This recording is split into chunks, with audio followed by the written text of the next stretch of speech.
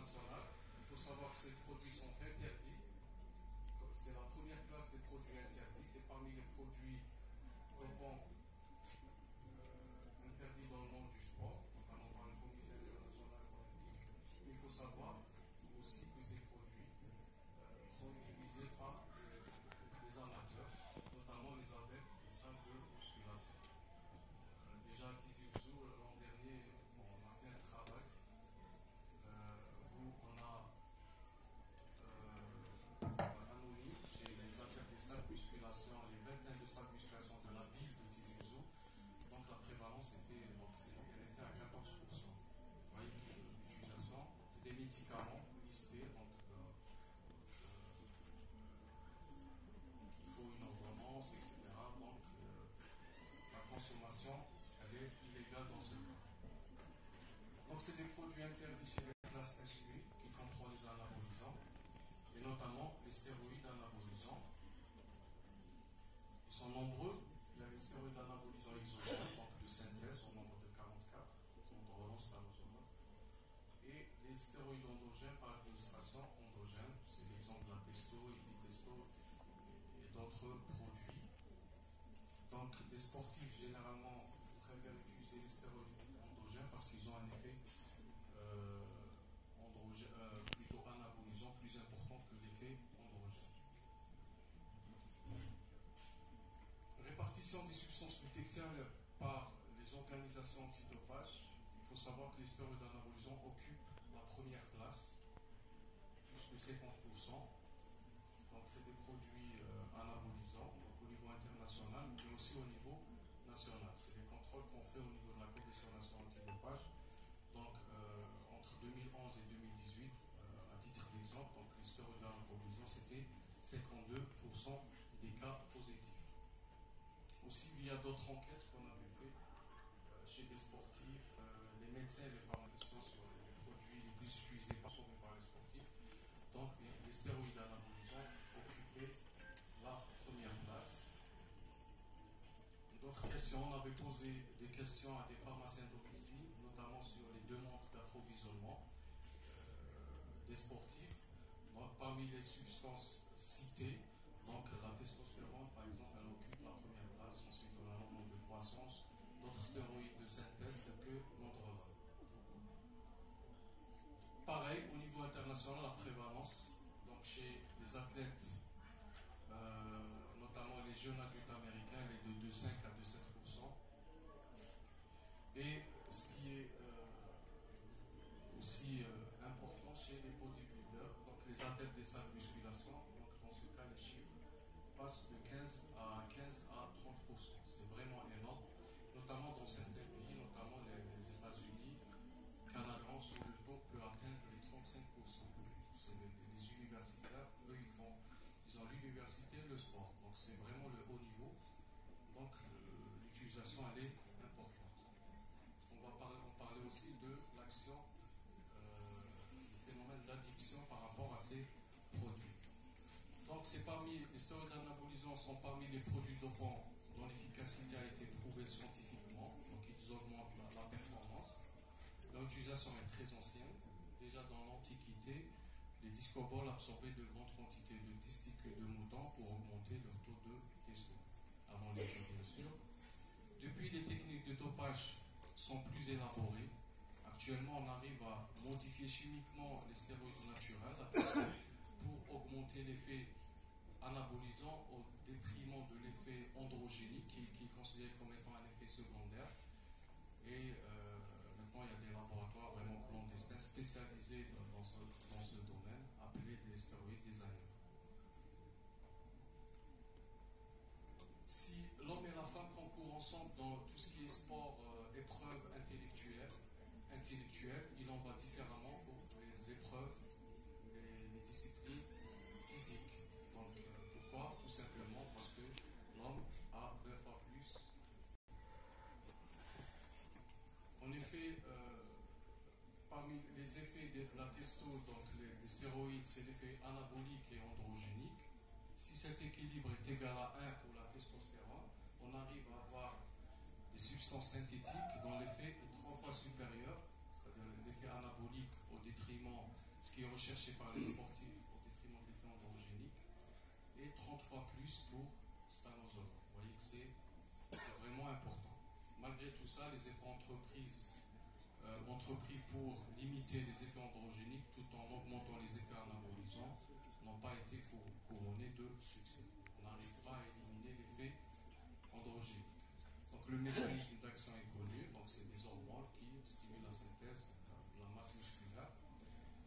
Donc pour les effets recherchés par les sportifs, donc les résultats des études expérimentales démontrent sans équivoque l'effet anabolisant de ces stéroïdes, donc en augmentant la masse musculaire. Donc ils entraînent une augmentation du poids corporel. Prendre des stéroïdes anabolisants en 2 à 3 semaines, on peut avoir une augmentation du poids de 2 à 5 kg. Ces produits aussi, là c'est dangereux, donc il y a une relation dose-effet par rapport à l'augmentation de la masse musculaire. Et encore plus grave, c'est la diminution de la masse grasse. Donc la masse grasse. Pourquoi? Parce qu'on remarque ici qu'il faut des doses encore plus élevées. Et là, c'est dangereux pour le sportif parce qu'il faut augmenter la dose pour augmenter l'effet. Donc il faut avoir des doses encore plus élevées. Donc ils entraînent aussi une augmentation du volume musculaire, de la masse musculaire. À titre d'exemple, là c'est des temps réalisés par des recordman, des sprinters. Notamment au milieu, on peut voir les chiffres de Ben Johnson, qui a été contrôlé positif. Donc le temps réalisé sans et avec l'utilisation des stéroïdes anabolisants, on remarque bien que ces substances ont un effet sur la performance. Quels sont les effets indésirables? Les effets ils sont nombreux.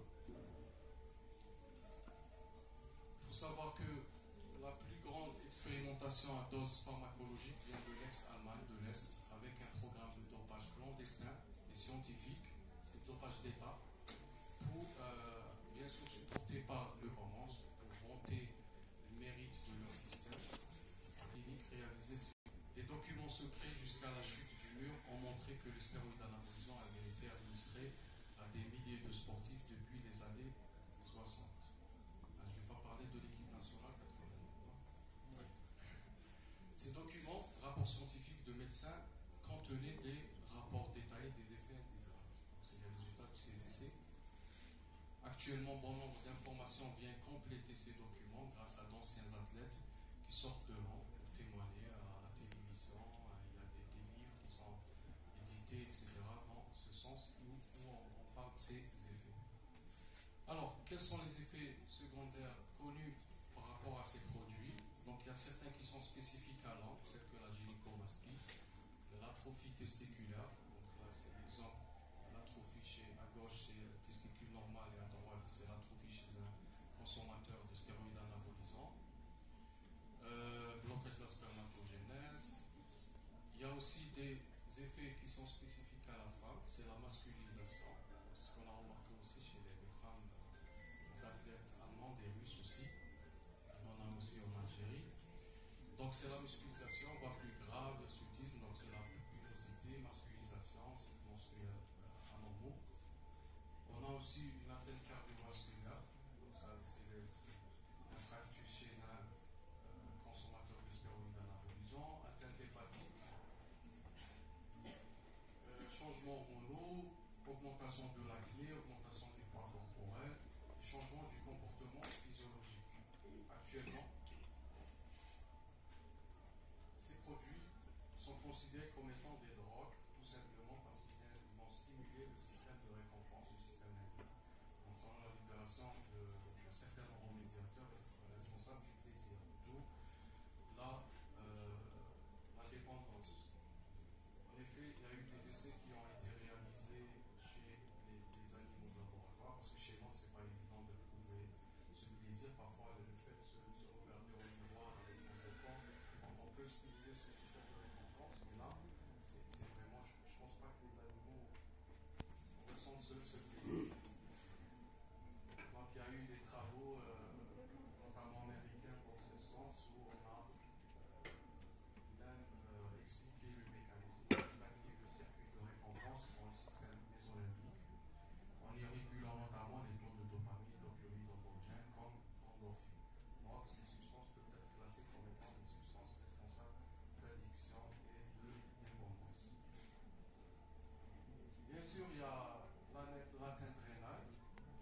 donne plus d'importance à l'atteinte cardiaque qui sont vraiment bien étudiées sur l'atteinte rénale, notamment chez les animaux de laboratoire, des lapins, après l'administration de l'endroit, qui est un stéroïde de synthèse. On a remarqué une augmentation prononcée de l'urée, créate, des transaminases. L'évaluation histopathologique des reins a indiqué une hyperémie, une fibrose et une inflammation locale. D'autres études ont été réalisées chez des rats diabétiques. Là, c'est pour leur administrant la DHEA. Le traitement a augmenté la créatine plasmatique, diminution du filtration glomérulaire et une augmentation de la teneur en glutathion. D'autres essais ont été aussi réalisés chez des bodybuilders. Une étude de suivi de 6 ans a analysé les biopsies rénales de 22, donc c'est les pratiquants du culturisme, prenant des stéroïdes anabolisants, l'hormone de croissance associée à d'autres produits riches en protéines, les acides aminés et les protéines. Donc les événements indésirables les plus fréquents au niveau rénal chez ces patients comprenaient de la glomérulosclérose segmentaire focale, la néphroangiosclérose et la néphrite interstitielle aiguë et chronique. Donc en résumé, pour l'atteinte rénale, savoir qu'elle est négligée. Les études chez le renne animal, donc ils sont là, donc ils ont permis d'évaluer l'effet nocif des stéroïdes sur le rein. Par contre, chez l'homme, c'est controversé. On ne parvient pas, du moment qu'il y a plusieurs facteurs, mais généralement c'est chez l'homme, donc il y a une consommation.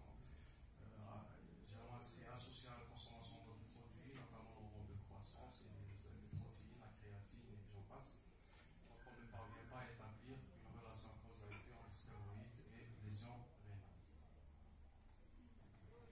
Donc pour finir, je vais présenter quelques cas de dopage aux stéroïdes anabolisants, notamment l'affaire de Ben Johnson, qui a été suspendu 2 ans suite à des contrôles positifs à oxalozolone.